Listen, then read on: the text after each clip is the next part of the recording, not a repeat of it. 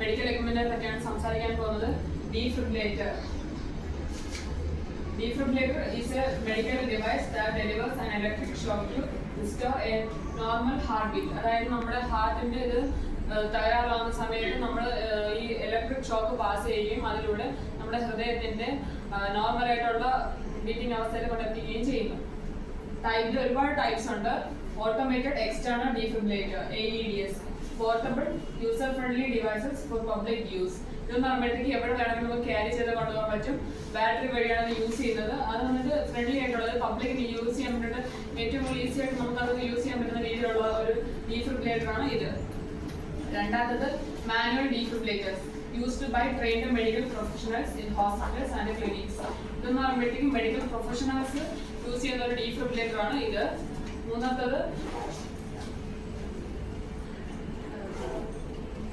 implantable cardioverter defibrillator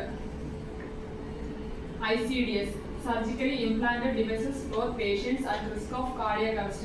അതായത് ഓരോരോ നമ്മുടെ ശരീരത്തിലുള്ള എന്തെങ്കിലുമൊക്കെ ഈ ഇംപ്ലാന്റഡ് ചെയ്തിട്ടുള്ള കാർഡിയക് അറസ്റ്റ് ഒക്കെ ഒരുപാട് വരാൻ ചാൻസസ് ഉള്ള പേഷ്യൻസിന് വേണ്ടിയിട്ട് സ്പെഷ്യലി യൂസ് ചെയ്യുന്ന ഒരു ഡീഫിബ്രില്ലേറ്റർ ആണ് ഇത്. How it works, ഇത് എങ്ങനെയാണ് പ്രവർത്തിക്കുന്നത്? Detects abnormal heart rhythms, arrhythmias, അതായത് നമ്മുടെ ഹൃദയത്തിലുള്ള ഒരു ഹാർട്ട് റിതംസിനെ അത് കറക്റ്റ് ആയിട്ടുള്ള രീതിയിൽ അല്ലെങ്കിൽ അത് ഡിറ്റക്ട് ചെയ്യുകയും analyses heart rhythms to determine defibrillator is necessary. അതായത് അത് ഡിറ്റക്ട് ചെയ്യുന്ന സമയത്ത് തന്നെ നമുക്ക് ഈ ഡീഫിബ്രില്ലേറ്ററിന്റെ ആവശ്യമുണ്ടോ ഇല്ലെന്ന് കണ്ടെത്തുകയും അഥവാ ഉണ്ടെങ്കിൽ delivers an electric shock to restore a normal heart beat. ഇത് ആവശ്യമുണ്ടെങ്കിൽ ഈ ഇലക്ട്രിക് ഷോക്ക് കൊടുക്കുന്നത് വഴി നമ്മുടെ ഹാർട്ട് ബീറ്റ് റീസ്റ്റോർ ചെയ്യുകയും ചെയ്യുന്നു. ഇമ്പോർട്ടൻസ്, ഇതിന്റെ ഏറ്റവും കൂടുതൽ ഇമ്പോർട്ടൻ്റ് ആയിട്ടുള്ള കാര്യങ്ങൾ: increase survival rate for cardiac arrest victims. അതായത് ഒരുപാട് പേർക്ക് കാർഡിയാക് അറസ്റ്റ് വരുമ്പോഴത്തേക്കും അതിന്റെ സർവൈവൽ റേറ്റ് കുറയ്ക്കാൻ വേണ്ടിയിട്ട് ഇത് കാരണം കൂട്ടുന്നു. അതായത് ഇപ്പോൾ ഈ കാർഡിയാക് അറസ്റ്റ് മൂലം മരിക്കുന്നവരുടെ ഇത് മാറ്റിയിട്ട് സർവൈവൽ റേറ്റ് കൂട്ടുന്നു. രണ്ടാമത് can be used by bystanders with minimal training. അതായത് ബൈസ്റ്റാൻഡേഴ്സിന് നമുക്ക് യൂസ് ചെയ്യാൻ പറ്റും. കുറച്ചൊക്കെ ട്രെയിൻഡ് ആയിട്ടുള്ള പീപ്പിൾസിന് ഇത് ഈസി ആയിട്ട് ആക്സസ് ചെയ്യാൻ പറ്റും.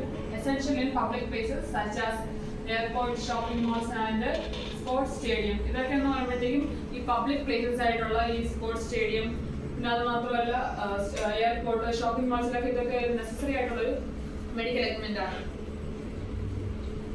മെയിൻ്റനൻസ് ആൻഡ് ട്രെയിനിങ്, ഇത് എങ്ങനെയൊക്കെയാണ് മെയിൻ്റെയിൻ ചെയ്യാനുള്ളത്? ഇതിന്റെ ട്രെയിനിങ് ആണ്. Regular maintenance and inspections are crucial to ensure device functionality. ഇതിന്റെ മെയിൻ്റനൻസും ഇൻസ്പെക്ഷൻസും എന്ന് പറയുമ്പോഴത്തേക്ക് ഒരു ക്രൂഷ്യൽ ആയിട്ടുള്ള റോൾ വഹിക്കുന്നുണ്ട്. ഇത് എപ്പോഴും നമ്മൾ ഈ ഫംഗ്ഷൻ ഇത് കറക്റ്റായിട്ട് ഇത് ഫംഗ്ഷൻ ചെയ്യണമെങ്കിൽ എപ്പോഴും കറക്റ്റായിട്ട് നമ്മൾ മെയിൻറ്റെയിൻ ചെയ്യേണ്ട ആവശ്യമുണ്ട്. Training is necessary for users to understand device operation and response effectively in emergency situations.